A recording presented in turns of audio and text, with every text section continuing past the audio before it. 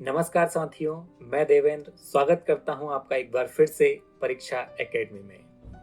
यदि अगर आप किसी प्रकार की कॉम्पिटिशन एग्जाम की तैयारी कर रहे हैं, ना केवल कॉम्पिटिशन एग्जाम, 10th, 12th या फिर किसी कॉलेज की एग्जाम की तैयारी कर रहे हैं, तो 5 ऐसे शत्रु मैं आपको बताऊंगा जो आपको आपके लक्ष्य तक पहुंचने में कहीं ना कहीं बाधा उत्पन्न जरूर करते होंगे। नंबर 1 है प्रोक्रेस्टिनेशन। प्रोक्रेस्टिनेशन क्या है? तो प्रोक्रेस्टिनेशन जो है एक ऐसा शत्रु है जिसका अर्थ होता है टाल मटोल करना। यानी कि प्रोक्रेस्टिनेशन जो वर्ड है, इसका अर्थ ही है टाल मटोल, जो कि आप दिन की शुरुआत से ही शुरू कर देते हैं। कैसे? जी, दिन की शुरुआत में आप ऐसे शुरू करते हैं, अलार्म आपने भरा है 6 बजे का। जैसे ही अलार्म में 6 बजते हैं, या तो आप अलार्म के ऊपर गिर जाते हैं या फिर घड़ी आपके ऊपर गिर जाती है। इसका मतलब कि आप स्नूज बटन प्रेस कर देते हैं। तो स्नूज बटन जैसे ही प्रेस हुआ, धीरे धीरे प्रेस करते करते करते करते 9 बज जाता है। और जैसे ही 9 बजा, जैसे तैसे हिम्मत करके आप उठे कि चलो ठीक है, अब एक काम करते हैं, पढ़ लेते हैं।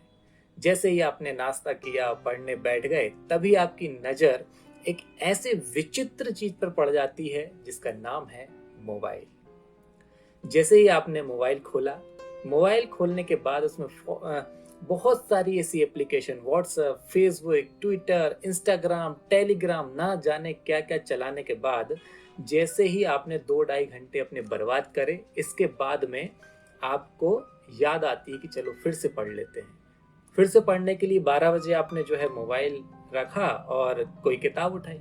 जैसे ही किताब उठाते हैं तभी आपको भूख लगने लगती है, और जैसे ही आपने खाना खाया तब शुरू होता है असली युद्ध आपका और आपकी नींद के बीच, जिसमें विजयी आपको पता है कौन होता है। और नींद के जीत जाने के बाद 4 बजे आपकी नींद खुलती है और आप पाते हैं कि 4 बजे 4 घंटे आपने दिन के बर्बाद कर दिए। फिर आप सोचते हैं कि चलो अब पढ़ लेते हैं।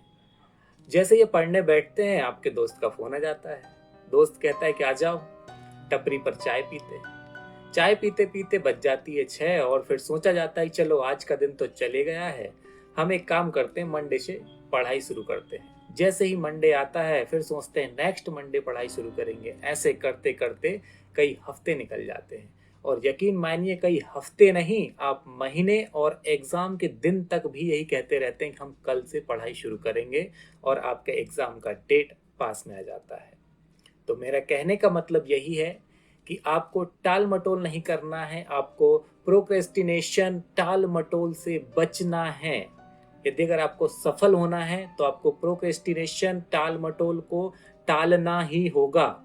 नेक्स्ट आपका स्टडी में सेकंड जो दानव है, जो राक्षस है, जो दिन प्रतिदिन बड़ा होते जा रहा है, वह है हैपाजार्ड स्टडी। हैपाजार्ड स्टडी का मतलब ये होता है कि आपने बिना किसी लक्ष्य के स्टडी शुरू कर दी है, फोकस आपने नहीं किया है, आपने नहीं जाना है कि कैसे, आपने कोई नई योजना बनाई है, आपने सिलेबस का पार्ट नहीं देखा है, आपने बिना योजना के, बिना अपनी क्षमता को जाने यह शुरू कर दिया है कि हमें बस पढ़ाई करते जाना है, पढ़ते रहना है। आपने डिसाइड कर लिया कि दिन के 10 घंटे बस मैं अपनी स्टडी करूंगा, लेकिन दिन के 10 घंटे स्टडी करने के बाद भी आप किसी दिशा में, आपको जाना तो था ईस्ट और आप पहुंच गए वेस्ट। तो हैपाजार्ड स्टडी से बच करके रहिए, ठीक है।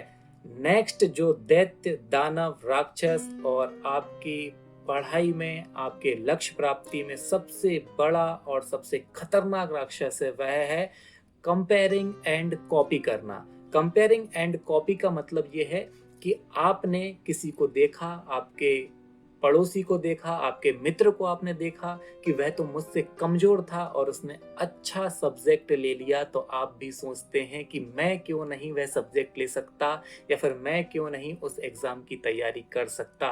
तो दोस्तों यकीन मानिए, जिन जिन ने नकल की है उन्होंने अकल नहीं की है, यानी कि उन्होंने अकल प्राप्त नहीं कर पाए हैं, ठीक है। तो आपको क्या करना है? आपको संसाधनों का रोना नहीं रोना है कि उसके पास, आजकल डिजिटल दुनिया में क्या हो गया है, आज के आधुनिक युग में ये हो गया है कि आपने देखा कि आपके दोस्त के पास तो 6 इंच का मोबाइल है, तो आप जो है उम्मीद करते हैं कि आपके पास, या फिर घर आकर बिल्कुल डिमांड रख देते हैं कि मुझे तो 10 इंच का मोबाइल चाहिए या टैबलेट चाहिए या लैपटॉप चाहिए, तभी मैं पढ़ पाऊंगा। मेरे दोस्त, यदि अगर पढ़ना है तो स्ट्रीट लाइट में बैठ करके भी कोई एग्जाम या फिर टॉप या फिर सक्सेस हुआ जा सकता है। उसके लिए संसाधनों के अभाव का रोना नहीं रोना पड़ता। तो आप किसी को कॉपी और उसकी जो गुणवत्ता है उसे अपने अंदर लाने की कोशिश मत कीजिए, बल्कि अपने अंदर की क्वालिटी को डेवलप कीजिए, अपनी शक्तियों को जागृत कीजिए मेरे दोस्त। नेक्स्ट, आपकी सबसे बड़ी कमजोरी, या फिर मैं कहूं कि आजकल तो हॉबी ही बन गई है। हॉबी कैसे बन गई है कि आपने, वो हॉबी है, उसका नाम मैं बता देता हूं आपको, कलेक्टिंग नोट्स।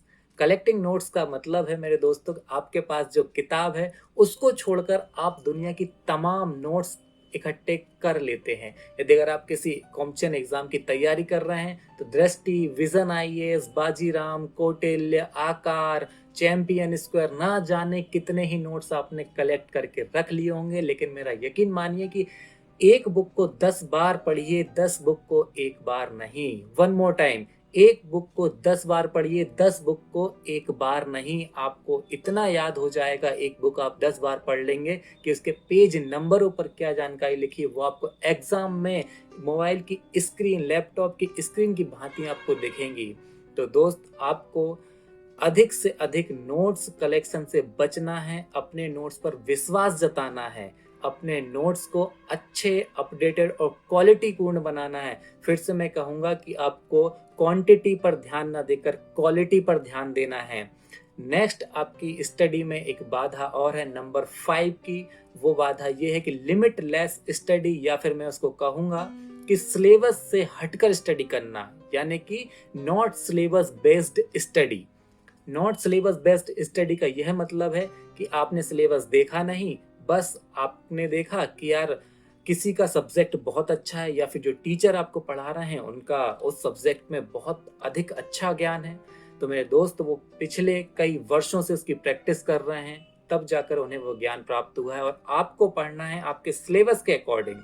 सिलेबस के अकॉर्डिंग नहीं पढ़ेंगे तो उसका खामियाजा आपको भुगतना पड़ेगा। आप जिस दिन पेपर देने जाएंगे, रिजल्ट आपको उसी दिन पता होता है। रिजल्ट की जो तारीख आती है वो तो केवल दुनिया को दिखाने के लिए होती है मेरे दोस्त। जिस दिन आप पेपर दे करके आते हैं उसी दिन आपको रिजल्ट का पता लग जाता है।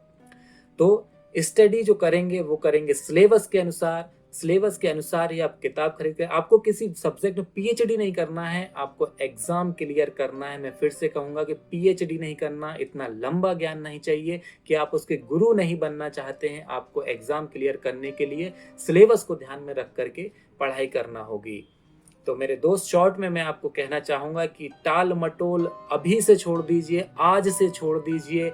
एक लक्ष्य निर्धारित करिए, हैप्पीजार्ड स्टडी मत कीजिए, कॉपी एंड उसको कंपैरिजन मत कीजिए, किसी व्यक्ति से अपने आप को कंपेयर मत कीजिए, कॉपी मत कीजिए उसके द्वारा। कि हाँ, अच्छी चीजें जरूर ग्रहण कीजिए, लेकिन मैं फिर से कहूंगा कि आपको अपने अंदर की जो शक्तियां हैं, जो आपके अंदर का पावर है, उसको डेवलप करना है। ठीक है।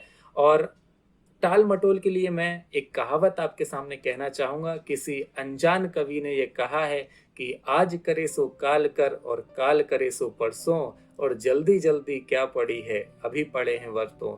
इस कवि की लाइनों को आप ओरिजिनल कबीरदास की लाइन से रिप्लेस कर दीजिए। काल करे सो आज कर, और आज करे सो अब, और पल में परले होएगी, बहुरी करेगा कब।